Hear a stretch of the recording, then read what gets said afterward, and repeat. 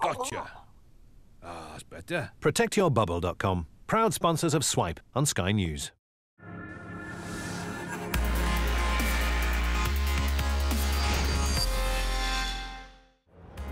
You're watching Swipe from Gamescom in Germany. Coming up on the show this week, Microsoft makes a quantum stride with the Xbox One. I find out why being here at this event could make or break a video game. And before we have to drag ourselves home, we've got a roundup of standout from the crowd titles.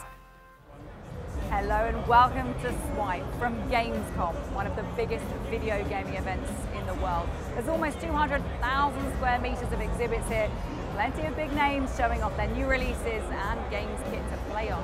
Here's Will. Gamescom is a huge event. Last year, 335,000 people turned up, and this year it's even busier. Herzlich willkommen, Phil Spencer. Thanks, Gregor. One of the biggest names here is Microsoft. Sales of its Xbox One have so far been eclipsed by Sony's PlayStation 4, but with their rival deciding to give this year's Gamescom a miss, Microsoft had a chance to steal the limelight. I think Xbox does a great job of putting the focus on gamers, putting the focus on fans, really wanting to make great games that people are going to love to play, and that's really where you always have the best opportunity to wow people and to make impact.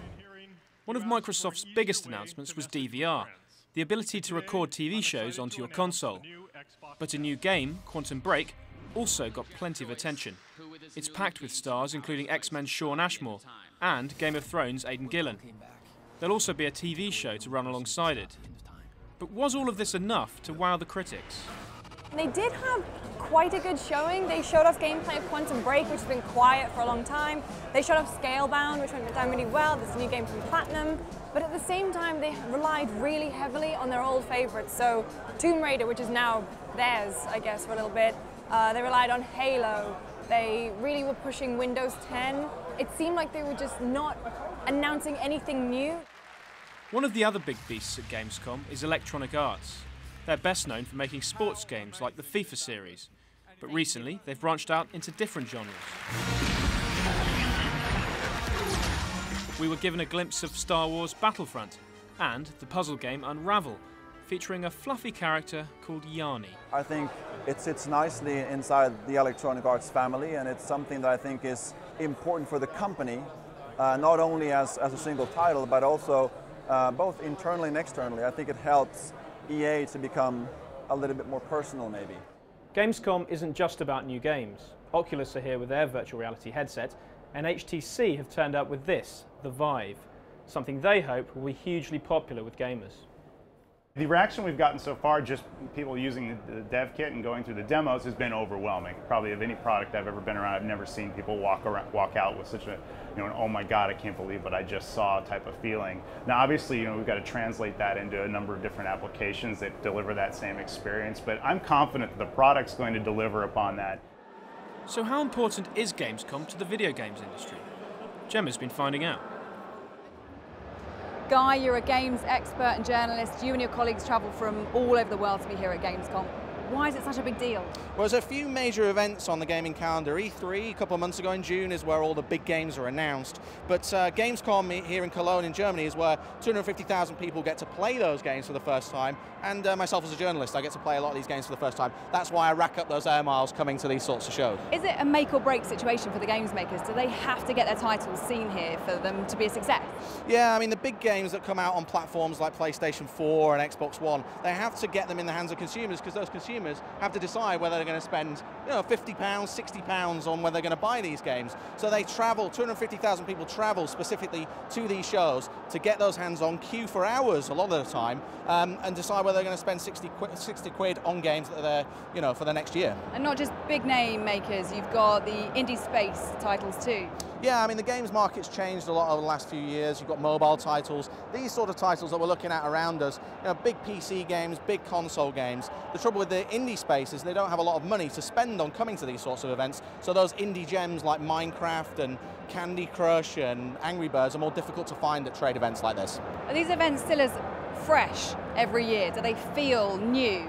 Well, Gemma, I've been coming for about 10 years to events in Germany and the US, and the sort of sense of malaise does set in a little bit. You get Guitar Hero, which was big a few years ago, coming back. I mean, a good game, but coming back, same game we played before. Metal Gear Solid 5, lots and lots of sequels. You're telling us you're getting bored? I'm getting bored. I think it's time to quit, Gemma. I think it's time to get out of this. Seriously? I'm going to try and find those indie gems. Yeah, these sorts of trade shows, the sense of kind of riskiness and innovation isn't really here at these trade shows. So when a game like Unravel from EA, about a tiny little creature made of wool, that's really unique and novel, and journalists like myself, you know, we applaud for that sort of stuff. Okay, so you're not quitting, you're just changing your focus. I've changed my focus, yeah. All right, thanks for chatting Thanks, to us, Gemma.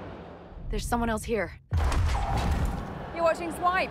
Still to come, we get hands-on with some of this year's new releases. But first, here's a mini roundup of some of this week's other tech news. Thunderbirds are go. Who'd have thought clips of this legendary 1960s puppet series would become part of a Kickstarter project in 2015?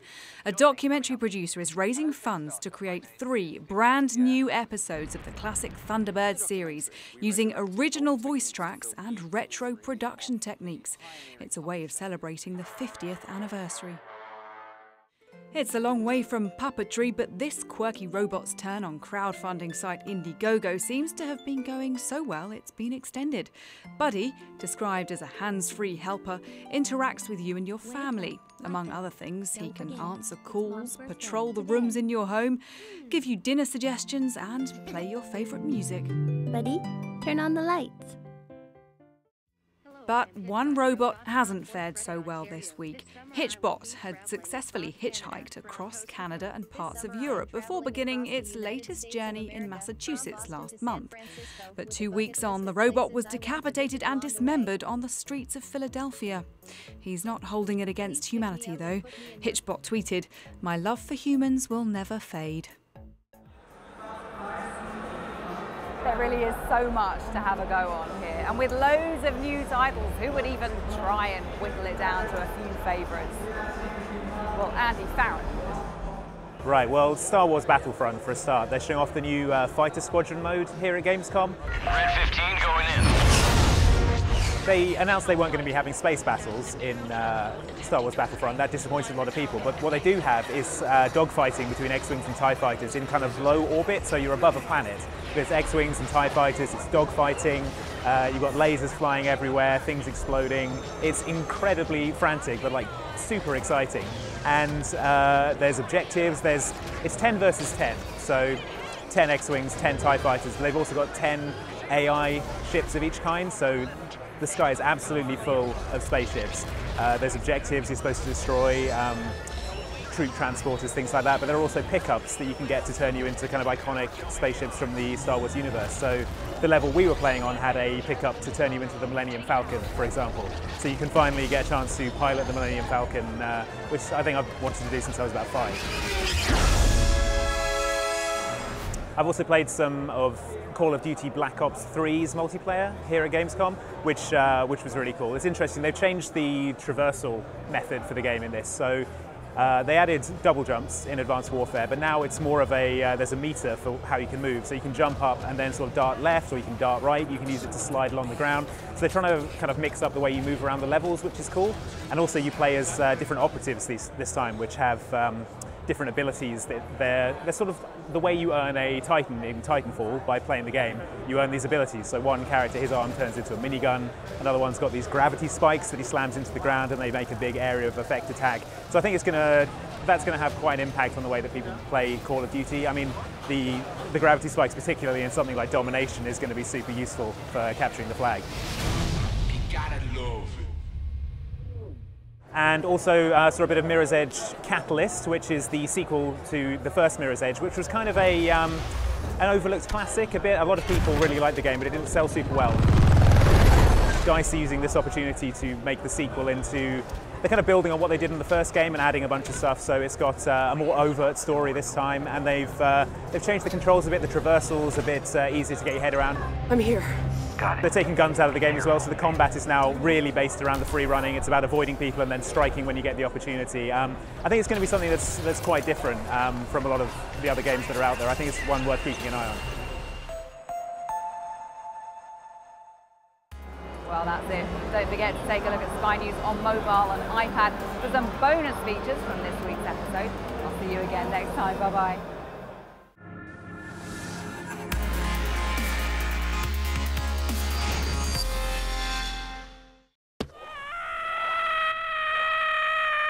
Gotcha. Ah, that's better. ProtectYourBubble.com, proud sponsors of Swipe on Sky News.